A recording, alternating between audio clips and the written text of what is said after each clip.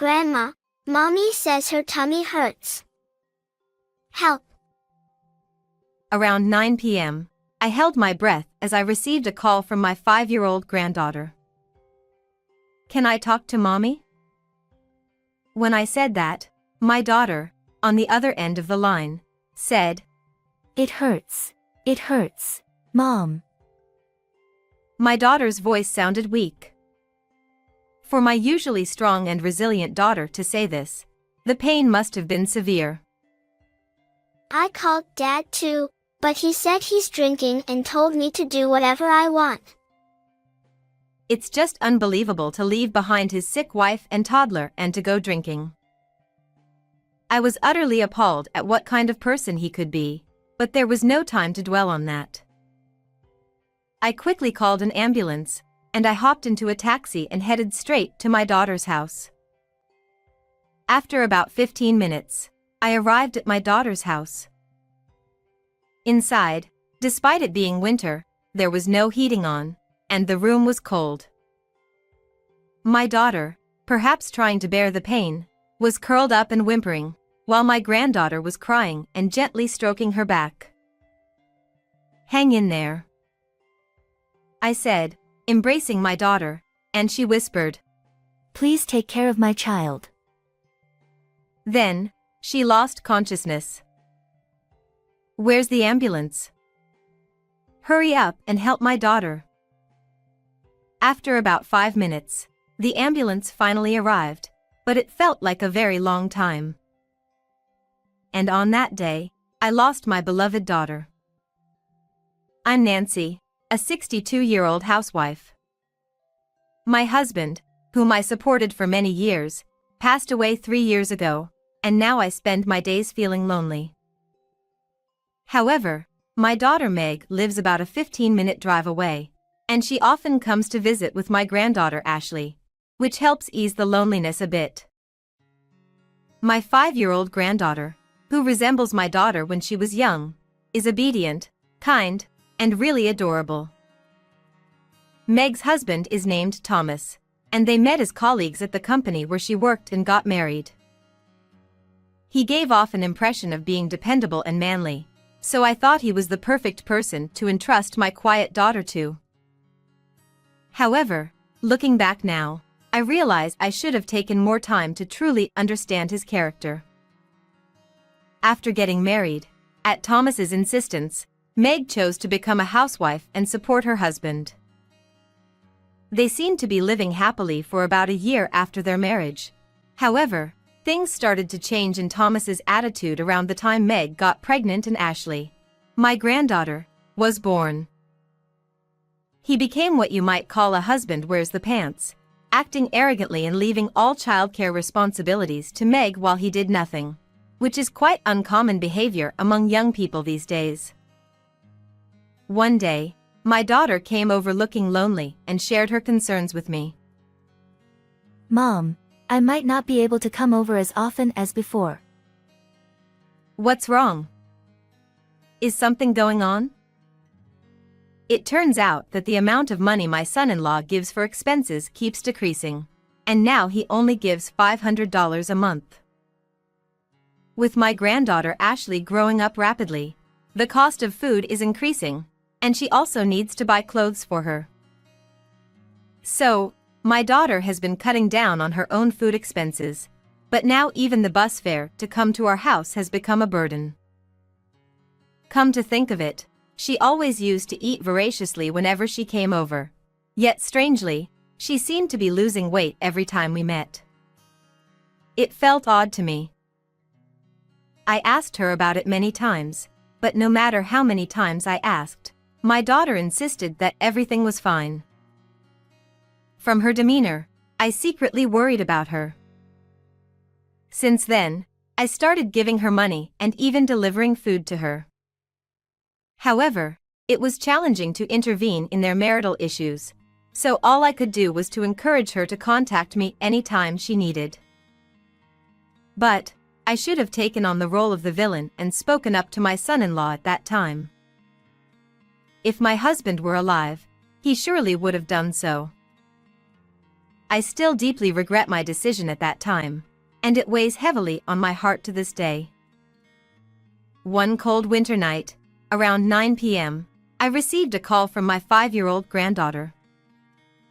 Grandma, Mommy says her tummy hurts. Please help. When I asked to talk to her mom, my daughter asked for help in a weak voice. Given that my daughter has always been resilient since she was young, she must be in a lot of pain. Dad went out drinking.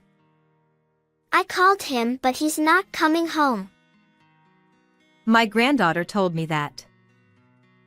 Despite her young age of 5, she's trying her best to help her mother. I felt frustration towards such careless behavior from my son-in-law. But now is not the time for dwelling on that. Grandma's coming right away. Everything will be okay. I arranged for an ambulance, hopped into a taxi, and arrived at my daughter's house in about 15 minutes. The ambulance hadn't arrived yet, and as I hurried into my daughter's house, I noticed there was no heating on despite the cold winter weather.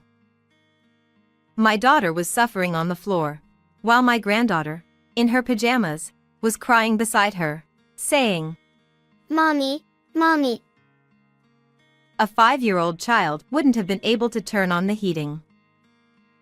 I took off my coat and put it over my granddaughter to keep her warm.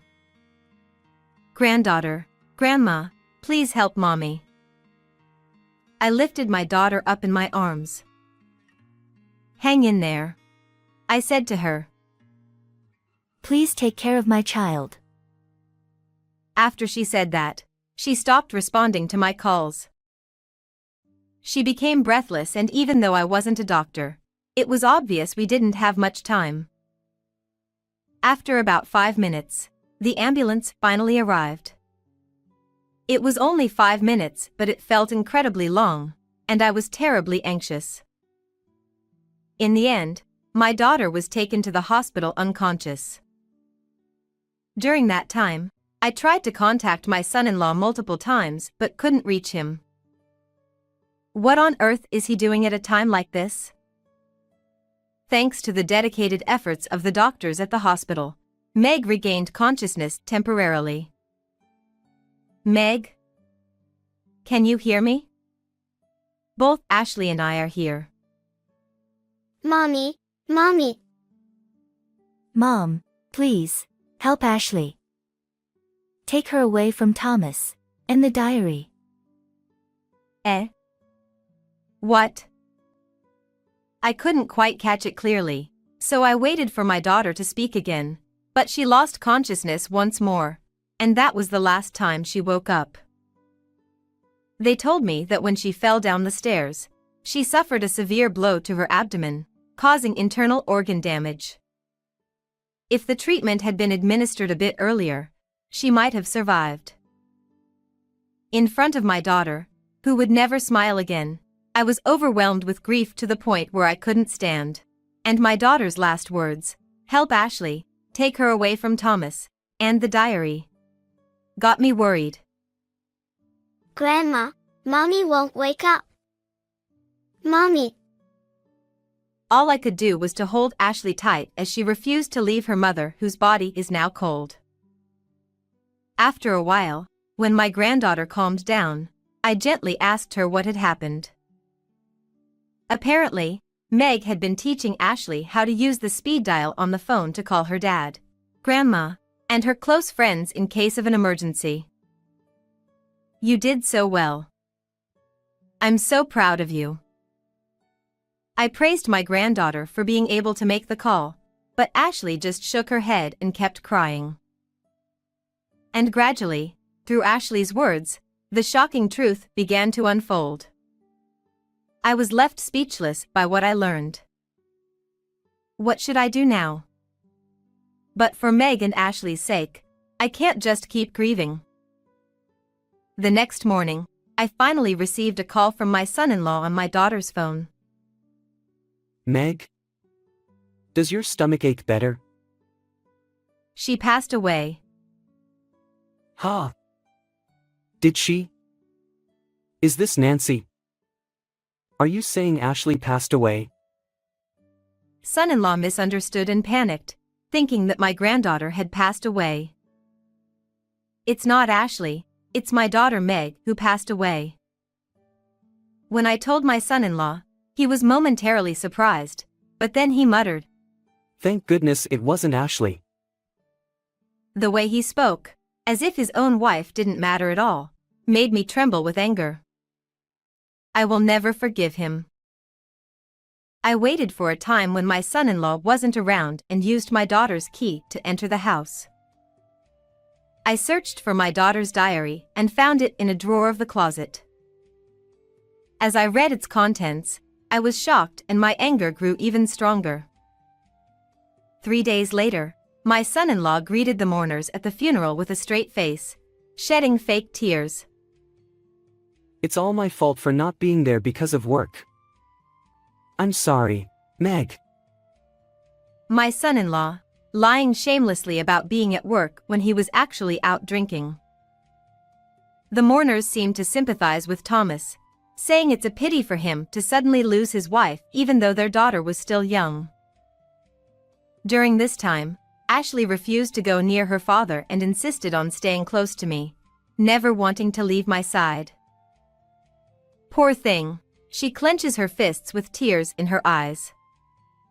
Even though she's only 5 years old, it seemed like she understands that she'd never see her mother again. Perhaps Thomas was asked by the attendees about why his daughter wasn't by his side. He approached us, but as soon as he did, Ashley stiffened and clung to me tightly. Come to Daddy. No, Daddy is scary. As my son-in-law forcefully pulled Ashley's arm and she resisted, I pulled my granddaughter closer to me. If she doesn't want to go, there's no need to force her. Nancy, I'd appreciate it if you didn't spoil Ashley. I'm her father. Feeling the chillingly cold glare in his eyes, I clenched my fists, knowing I couldn't let Ashley anywhere near Thomas. I firmly retorted. Just before Meg passed away, she told me to help Ashley and to keep her away from you. Why do you think she said that? What? Thomas gasped for a moment and then looked at me with a probing gaze. Meg said that? Did she say anything else? Perhaps he was worried about the truth coming to light, but I felt it was too soon to reveal everything. I decided to expose his lies in front of more witnesses. At that moment, the start of the funeral was announced by the officiant, and Thomas reluctantly returned to his seat. Ashley stayed close to me, refusing to leave my side, and sat next to me. Looking around the funeral hall, I noticed many colleagues from the company where Meg had worked before she got married to Thomas.